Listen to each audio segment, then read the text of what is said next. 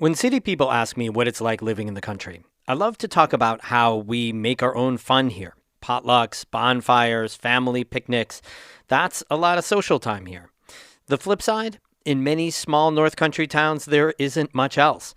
Lots of bars, bowling alleys, restaurants have closed. So what to do to get out and actually see people in public? Gouverneur has something every Wednesday night. We're talking tonight. Get your dabbers ready for today's story of the day. Support for Story of the Day comes from Long Run Wealth, an SEC-registered investment advisor in Lake Placid, providing comprehensive wealth management, retirement, and financial planning solutions. LongRunWealth.com.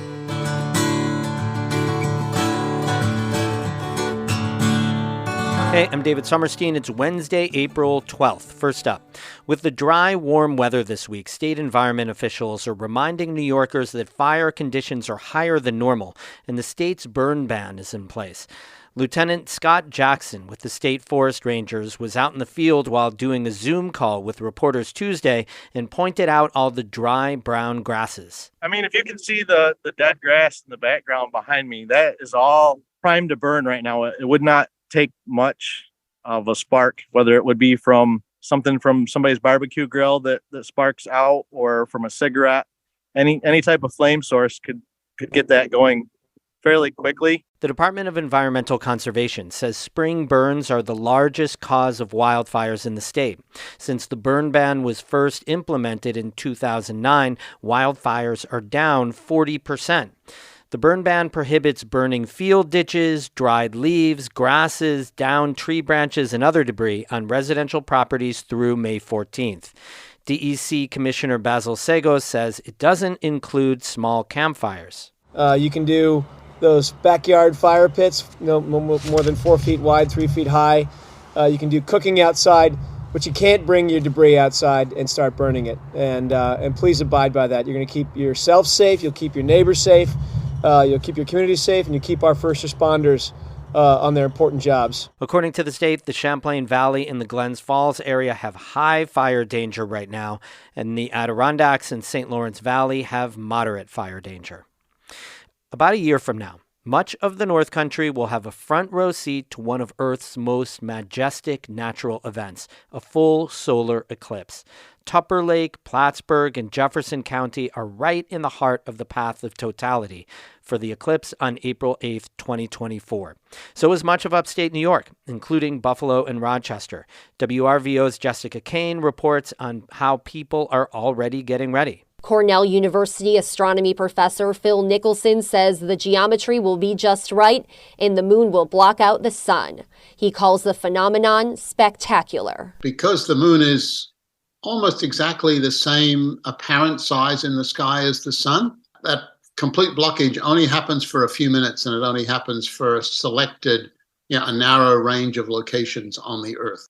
The total solar eclipse on April 8th, 2024 is expected to sweep up from Mexico into the United States, where it will carve a path through Dallas, Indianapolis, and Erie before reaching western and central New York and heading up to Canada. We're just about ideally situated, depending on where you are in New York. Buffalo is sort of perfectly about as close to the center line as you could get for a big city.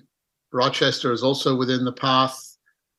Syracuse is just barely within the edge. Nicholson says eclipses and their cycles have been tracked for thousands of years, all the way back to the ancient Babylonians. The 2024 eclipse will be part of the Saros 139 cycle, and he says a number of factors have to be just right, including the length of time it takes the moon to go around the sun and its distance from the Earth.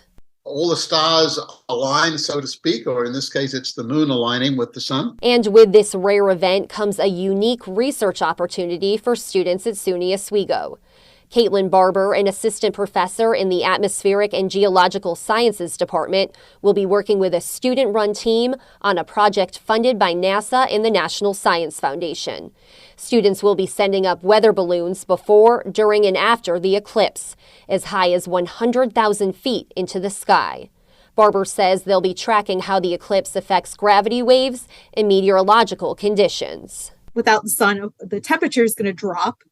How does that affect the meteorology that was going on before the eclipse? So do we see a sudden change in our meteorological conditions, especially in that lower part of the atmosphere. Barber says SUNY Oswego is making plans to get the whole community involved in the effort, from watching the balloons launch to possibly handing out protective eclipse glasses. And she's keeping her fingers crossed for ideal eclipse viewing weather. Basically, clear skies, light winds, no precipitation, which unfortunately is not what you're going to find very often up in this part of the woods in April. But Barber says she's hopeful with spring's variable weather in central New York, eclipse watchers will luck into a sunny day. And Nicholson says he'll be keeping a close eye on the forecast too. He's never seen an eclipse before, and he's definitely making plans to watch this one. It's an experience of a lifetime to actually be in the totality of an eclipse. If you're interested, Nicholson recommends catching next year's eclipse if you can. The next one scheduled to sweep through the contiguous United States isn't until August 23rd, 2044. In Syracuse, I'm Jessica Kane for North Country Public Radio.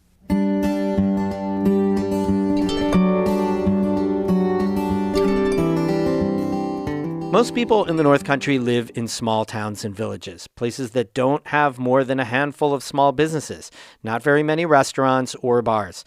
And sometimes it can feel like there's not much to do on a weeknight in these towns. But still, there's lots of fun to be had if you know where to look for it. Lucy Grindon has our story. It's 7 p.m. on a Wednesday, and about 70 people are sitting in the main hall of the Elks Lodge in Gouverneur, bent studiously over plastic folding tables. And I can tell you why in a single word. Bingo! Bingo. Everyone's here for bingo night, and everyone is focused. There are snacks available at the concession stand, things like hot dogs, popcorn, and pie, but no one who's playing is snacking. They're too busy scanning and marking their bingo cards. I'm the G, 59. Bingo! Yep, I knew it. Kelly Tressiter raises her hand and hands her bingo paper over to confirm her victory. Tressiter lives outside of Gouverneur and says there used to be a lot more to do for fun in the area. There's no activities. There used to be able to go bowling and skate. There's nothing for these kids today. She says she's here almost every week. This time, it's paid off. She's just won $25. Better than nothing. Better sharp stick in the eye. That's right. I always say. That's Krista Wainwright handing Tressiter the prize money. Wainwright is one of the main bingo organizers. She says the people who come to bingo here really rely on it. That was kind of the thing with the COVID, because I talked to these guys. I said, we got to do something. These people are going to go crazy without bingo. What are we going to do? Wainwright's idea was to have bingo in the parking lot. They broadcast the numbers into people's cars via FM radio signal, and they had people honk their horns when they got bingos. That way the regulars were still able to play. I asked Wainwright to point out some of the regulars to me. She knows almost everyone by name. Joanne's here every week. Gary's here pretty much every week. Modine is iffy. These guys are usually here every week. Most of the people here are older, but some are in their 20s and 30s. Kaylee Marsilio and Johnny Kronk both work at Kinney Drugs Corporate in Gouverneur. They're not here every week. Sometimes one of us will get like the late shift at work, so then it starts at 6. I can't be here if I'm working until 9:30. But if they're both free, this is where they come on Wednesday nights. Kronk has won a few times, Marsilio has never won. But they're both mostly here just because they enjoy it, even though it does cost $25 to play. It's a nice little getaway thing to do, so yeah, totally. I don't mind it, Yeah. They're here often enough that they know some of the fun little rules. So a little wide scale to like bring a good look at having your cap up. They're talking about the apparent bingo superstition that you should keep the rounded cap of your bingo ink dabber facing up on the table for luck. I look around, and sure enough, all the ink dabber caps I can see are face up. There are other events at the Elks Lodge, too. Oh, we got trivia Saturday night. They all raise money for the lodge's general fund. Wainwright says they use the money to host events for veterans, senior citizens, and kids. But for Marsilio and Kronk, bingo is enough. Are you guys going to go to trivia? Absolutely. No, We're bingo goers. Bingo goers. They're part of this little community. And now that I've gotten a taste for it, I might become a bingo goer too. Lucy Grindon, North Country Public Radio, Gouverneur.